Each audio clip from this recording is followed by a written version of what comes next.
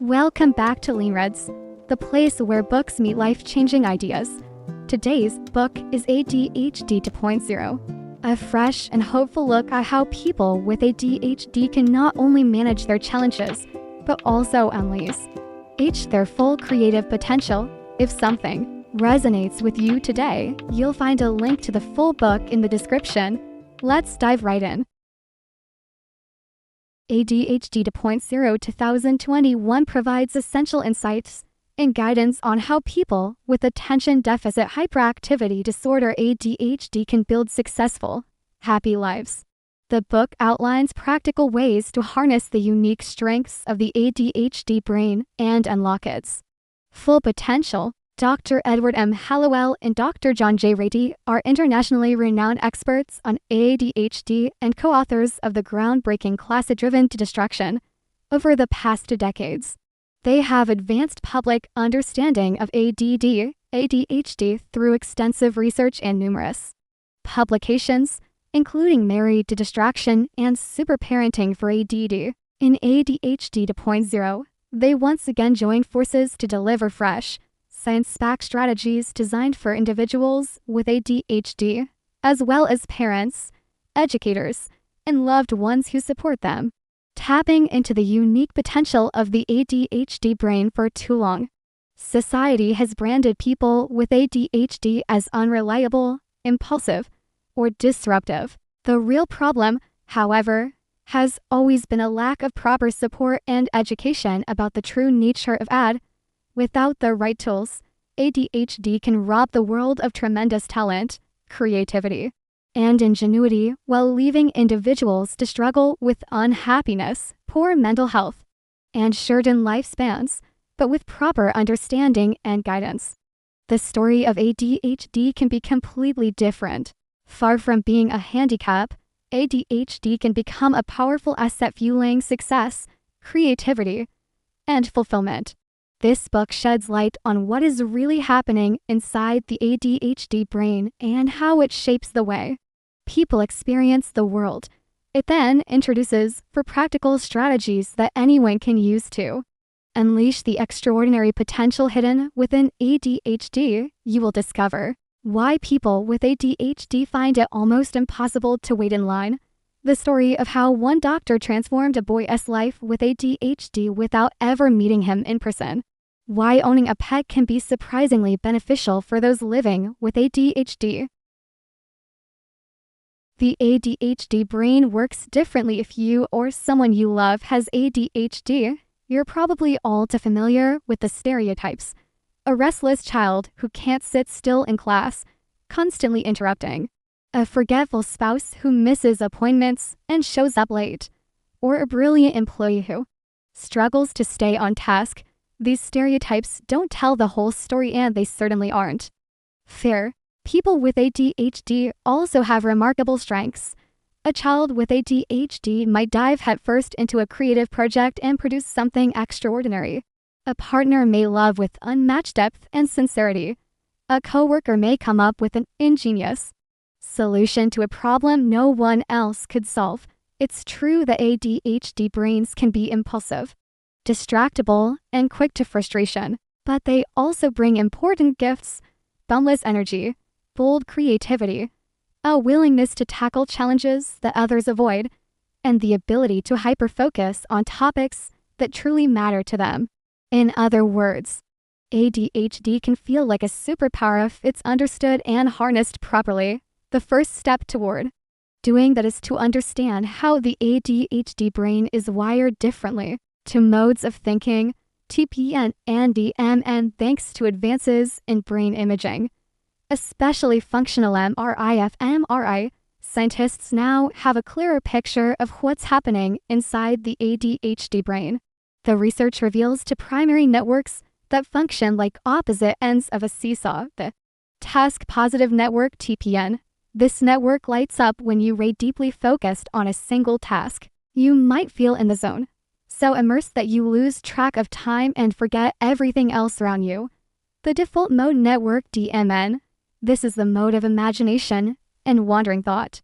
It allows you to reflect on the past, learn from mistakes, and envision the future. It's also where creativity and problem-solving often happen. In a neurotypical brain, the TPN and DMN take turns, switching smoothly back and forth to balance focus on the present with planning for the future. For people with ADHD, however, the brain struggles to switch gears. This makes it easy to get stuck. A person may hyperfocus so intensely that they forget important responsibilities or spiral into negative rumination, replaying failures and feelings of shame. Another discovery about ADHD brains is structural. The middle region of the cerebellum tends to be smaller. The cerebellum governs movement, learning new skills, regulating emotions, and making rapid decisions. Think of it as the brain's balance and coordination hub. The encouraging news is that the cerebellum is highly adaptable with the right strategies. People with ADHD can strengthen this part of the brain, improve self-regulation, and tap into more of their potential. The ADHD brain is like a race car with bicycle brakes. So what do all these brain differences really mean in daily life? The simplest way to describe the ADHD brain is this. It is like having the engine of a race car, but only the brakes of a bicycle. That's why people with ADHD think and act at incredible speed yet often struggle to slow down, switch gears, or stop. The power is there, but the control can feel shaky. The good news, with practice, you can strengthen those brakes. In fact, there are proven strategies that gradually improve self-regulation. Once the brakes catch up with the engine, ADHD can become less of a burden and more of a superpower. These strategies work for both adults and children, making them useful whether you live with ADHD yourself or are raising a child who does. Samuel's story, a real-life example before diving into the strategies. Let's look at a case study that brings these ideas to life. Meet Samuel, a 7-year-old boy living in Shanghai, and his mother, Lily. Dr. Edward Hallowell first heard about Samuel after giving a talk on ADHD and his classic book Driven to Distraction. Lily approached him afterward, saying her son showed all the hallmark signs of ADHD: trouble focusing in school, poor grades, difficulty following directions. Worse, Samuel was growing sadder and more withdrawn each day. Since no local specialists could help, Dr. Hallowell agreed to guide Lily remotely. Because medication was not an option, he designed a non-pharmacological treatment plan to help Samuel thrive. Building breaks with love and balance. Step 1 of the plan might surprise you. Lily was told to hug Samuel more often. Instead of punishment or constant correction, she was encouraged to anchor every interaction in warmth, love, and respect every day. Lily reminded her son that she believed in him, that he had everything he needed to succeed. He just needed to strengthen his self-control. The second step was a daily set of balance exercises. For 30 minutes a day, Samuel practiced standing on one leg with his eyes closed, putting on and taking off socks without sitting down, and other simple activities to challenge his coordination. The results: Lily committed wholeheartedly. She convinced both her husband and Samuel's teachers to support the plan. Within weeks, Samuel began to show remarkable improvements. He was calmer in class, more focused, and less disruptive. The changes were so striking that people started asking Lily what her secret was. Her answer was simple: there is no secret. I just found a better strategy than punishment, one that builds on Samuel's strength instead of tearing him down.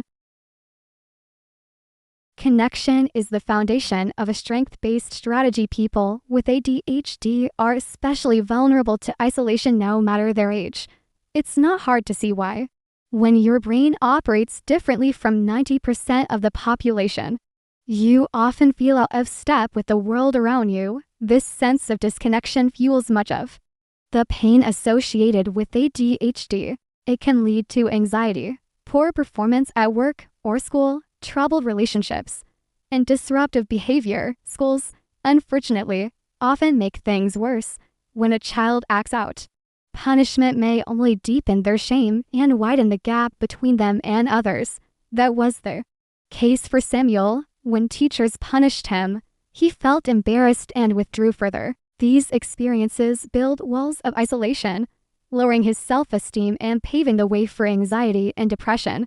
As children grow older, those walls become harder to dismantle.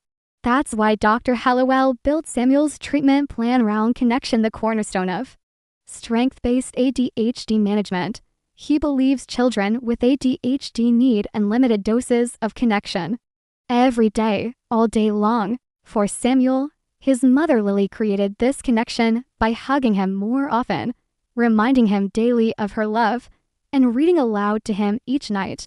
Samuel's father joined in too, offering frequent affection over time. Samuel was bathed in a sense of belonging that Dr. Hallowell describes as a different kind of vitamin C.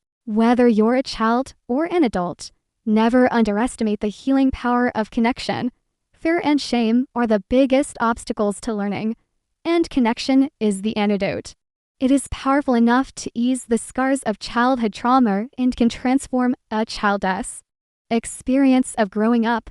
Connection, however, doesn't just happen. You must practice it intentionally. Here's how: share your worries. Don't carry anxiety alone. Talk to someone you trust. You'll feel lighter, less alone, and often discover solutions together. Use mealtimes to connect if you live with others. Make meals a shared event. Invite friends or roommates to join. Nurture close friendships. Maintain at least 2 deep friendships and connect weekly. Even if it's just lunch or a phone call, acknowledge casual contacts. Greet the barista, the gym trainer, or the neighbor you pass regularly. These small connections help you feel less invisible. If you're parenting a child with ADHD, dedicate 30 minutes a week to doing whatever your child chooses. These moments of focused attention can be transformative. Encourage sleepovers to build peer bonds. Consider a pet. For families living with ADHD, a furry companion can provide a daily dose of connection. Vitamin C at the heart of it all. Connection is not optional. It's the foundation upon which every other ADHD strength can be built. The right challenges unlock your superpowers. If you're a child with ADHD, like Samuel, school can feel like constant trouble. You might be labeled disruptive because you can't sit still, or lazy because you never seem motivated to finish your work. This happens because teachers don't realize you have a race car engine in your brain. A race car is powerful and designed for speed. It thrives on adrenaline, risk, and pushing limits. What it's not built for is driving slowly to the grocery store. That's why people with ADHD struggle with sitting still in class, waiting in line, or functioning in rigid work environments. As a result, the extraordinary talents of people with ADHD are often wasted or overlooked. Almost every ADHD brain has a zone of special interest or passion, and when you're the adults guiding a child with ADHD can identify those passions, you can finally harness the energy of that race car engine. This is why a strength-based approach to ADHD management is so powerful. It focuses on cultivating those superpowers instead of suppressing them. For example, if your child with ADHD loves science, gaming, or playing the cello, share that with the teacher. If educators can weave those interests into lessons, magic happens. Suddenly, your child is not disruptive, they're engaged. ADHD kids are not naughty or lazy. They simply need the right fuel to ignite their attention. When that connection is made, the teacher-student relationship improves, the classroom becomes more positive, and everyone benefits. This is why identifying interests is the second core strategy in Dr. Hallowell's strength-based method. The same principle applies to adults. Your work must, in some way, align with your interests. Otherwise, boredom and lack of motivation set in, leading to poor performance. Poor performance often spirals into anxiety, low self-esteem, and depression, trapping you in the negative loop of the DM and default mode network we discussed earlier. If you're not sure what your strengths or passions are, start by making a list. Write down what you're good at, the achievements you're most proud of, the things you enjoy doing, and the skills you'd like to develop further. Also note the tasks that feel easy to you, but are difficult for others. Use this list to see whether you can adapt your current job to align more closely with your strengths. Ideally, you should spend as much time as possible working in areas that excite you and draw on your natural talents. That's when you'll perform at your best and feel the happiest and most fulfilled. If that's not possible, it may be time to consider a role better suited to your abilities. And don't forget, creativity is hardwired into the ADHD brain. Whether your passion is writing, woodworking, or turning fresh ideas into products, creative expression is essential when you channel your work into creative effort. Your ADHD superpowers come alive. Creating the right environment. The environment around us has a profound effect on our ability to thrive. This was clearly demonstrated in Samuel's case. By following Dr. Hallowell's treatment plan, Lily transformed their home into a safe, loving space where Samuel's ADHD was accepted and valued. She also positively influenced his school environment by sharing knowledge about ADHD and advocating for a more supportive approach. But environment isn't just the physical space you live in. It includes everything from habits to diet. You can't control every aspect of every environment, but you can make adjustments that better support yourself. For someone you love with ADHD, resistance to change may feel natural at first, but give these strategies a chance. Start by introducing more structure. The ADHD brain often resists structure, so this will be a challenge. The secret is to begin small and set yourself up for success. A to-do list is an excellent way to add structure. Simply writing tasks down helps your brain register their importance. Begin with just 2 tasks per day and focus on completing them. Crossing items off brings a sense of accomplishment and motivation. Over time, you can expand your daily list as the habit becomes ingrained. Next, examine your home, school, and work environments. Do they make you feel anxious or inferior? Are the rules and expectations clear? Do they encourage open dialogue and connection or enforce rigid hierarchies? Most importantly, do you feel valued and respected? If not, consider what changes could improve your surroundings. And if change is impossible, it may be time to think about transitioning to a different environment. Your environment also includes what you eat and drink. You wouldn't expect a race car to perform well on low-grade fuel, so why treat your brain that way? The ADHD brain runs best on clean, whole foods. Prioritize fresh fruits and vegetables, whole grains, lean meats, fish, and nuts. Avoid artificial colors, preservatives, and excess sugar. Hydration is crucial to replace sugary sodas and excess coffee with water or herbal teas. This way, your race car brain has the fuel it needs to perform at its best. Finally, prioritize quality sleep. People with ADHD are especially prone to FOMO, fear of missing out, which makes them stay up later than necessary. But your race car engine needs rest to function properly. Poor sleep can worsen negative moods, anxiety, and the ruminations of the DM and default mode network. To improve sleep, power down all electronics at least an hour before bed and keep them out of the bedroom. Make your room dark, cool, and comfortable. We all know the difference after a good night's sleep. Our brains are sharper, moods are brighter, and problems feel more manageable. For the ADHD brain, proper sleep is not a luxury, it's essential maintenance. Exercise as one of the best tools to optimize your performance. We've already covered 3 of Dr. Hallowell's 4 strategies in Samuel's treatment plan: connection, harnessing strengths and interests, and creating a supportive environment. What we haven't touched on yet are the balance exercise as Dr. Hallowell prescribed. Exercise was a central part of Samuel's plan because he was already very physically active. He played soccer and practiced traditional exercises, so his heart and muscles got plenty of training every week.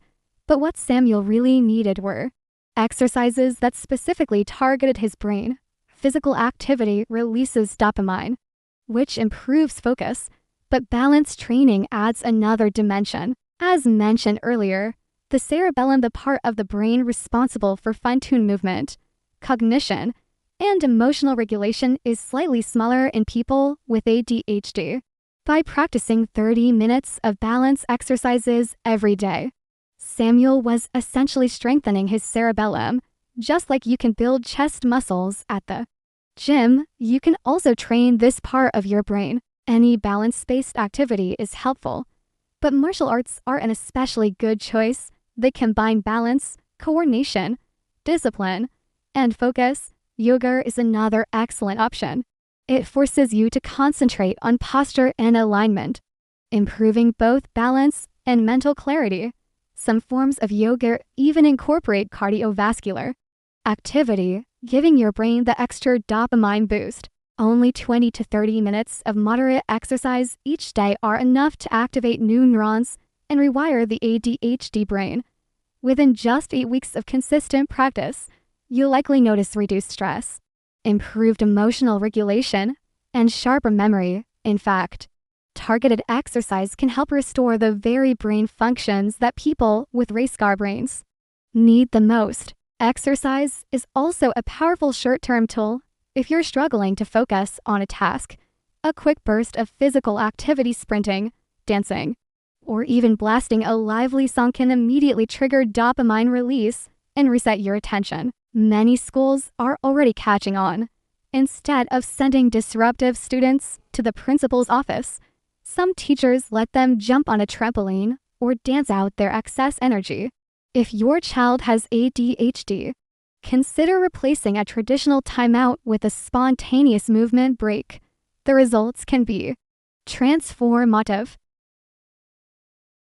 People with ADHD play an essential role in society. They are creative, energetic, entrepreneurial, and eager to take on challenges. The world needs these qualities to innovate and tackle its biggest problems with the right tools and support. Anyone with ADHD can harness the unique power of their brain and showcase their one-of-a-kind brilliance to the world. Here are a few practical reminders. Step out of your own head. If you catch yourself stuck in negative loops, you're probably trapped in DM mode, ruminating, imagining, and planning without taking action. To switch into TPN mode, do something concrete. Walk the dog, chop vegetables, or solve a puzzle. The key isn't what you do, but that you act. Remember, DMN is seductive. It can hold you hostage in thought spirals. The only way out is to engage different neural circuits through action. By doing so, you can unlock your ADHD brain's full potential, not just for your own benefit, but to make the world a better, more innovative place. Reading ADHD 2.0 was both eye-opening and inspiring. For so long, ADHD has been described only in terms of deficits, lack of focus, impulsivity, and disruptive behavior. But this book shifts the perspective entirely. It shows us that ADHD is not simply a disorder to be fixed, but a unique way of thinking and experiencing the world, full of hidden strengths. What struck me most is the author's compassionate approach. Dr. Hallowell and Dr. Ratey remind us that connection, encouragement, and the right environment can make all the difference. Instead of focusing on what people with ADHD can't do, the book highlights what they can do when their energy and creativity are nurtured. The story of Samuel is a perfect example how warmth, structure, and targeted exercises transformed his struggles into progress. Another important insight is that ADHD brains are not broken. They are wired differently, more like race cars with bicycle brakes. With the right strategies, strong connections, harnessing interests, supportive environments, and exercise, those brakes can be strengthened, allowing the race car brain to thrive. For me, the biggest takeaway is hope. ADHD doesn't have to mean frustration, failure, or wasted potential. When properly understood and supported, it can become a superpower, source of creativity, resilience, and innovation. ADHD 2.0 is not just a guidebook for managing challenges, but a manifesto for embracing the incredible gifts that come with this way of thinking. That concludes our deep dive into this powerful book. What stood out most to you? Drop your thoughts in the comments. I'd love to hear your perspective. If you want to experience the book yourself, you'll find the purchase link below. And of course, liking, sharing, and subscribing helps us keep creating content for you. Thank you so much for watching. And until the next video,